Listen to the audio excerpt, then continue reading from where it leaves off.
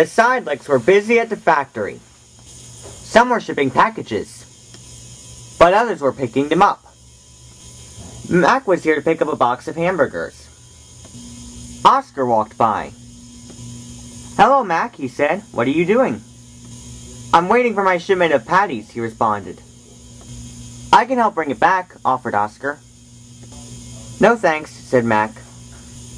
"I insist," insisted Oscar. "I'll go get my uncle's car and I can drive it back for you." Mac finally agreed. He walked over to talk to Nick. But as the box arrived on the conveyor belt, Oscar tried to reach it. But he only bumped it back further. It ascended away. "Oh no, Oscar," cried Mac. "Look what you've done."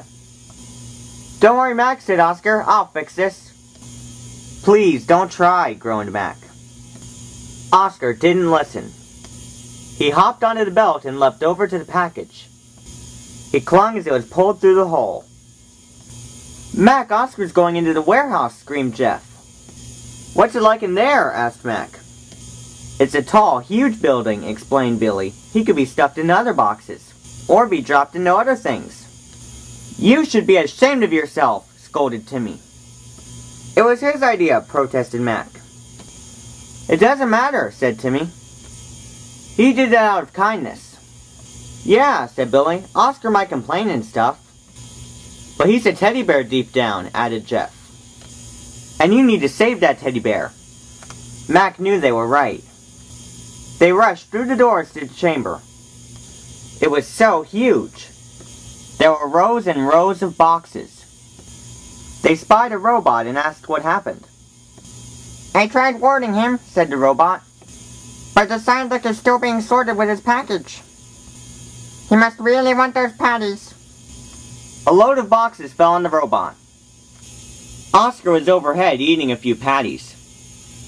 "Oscar, stay put," cried Jeff. "I made this safe little room here," he said. "Get Corey," he also called. "He can move that big crane over there to fetch me."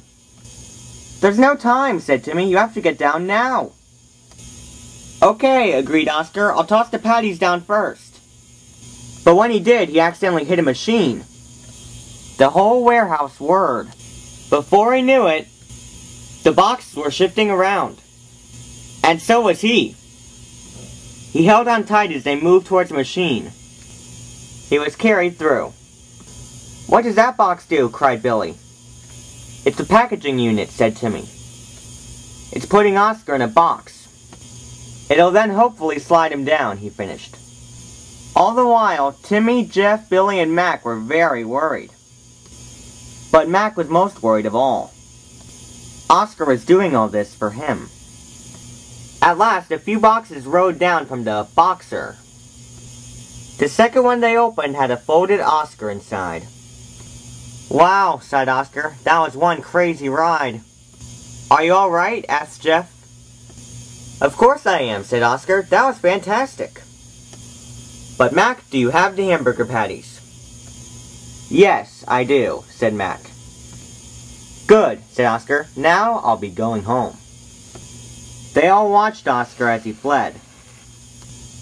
"I hope a friend will do that for me one day," said Billy. The others left, and Nick came back.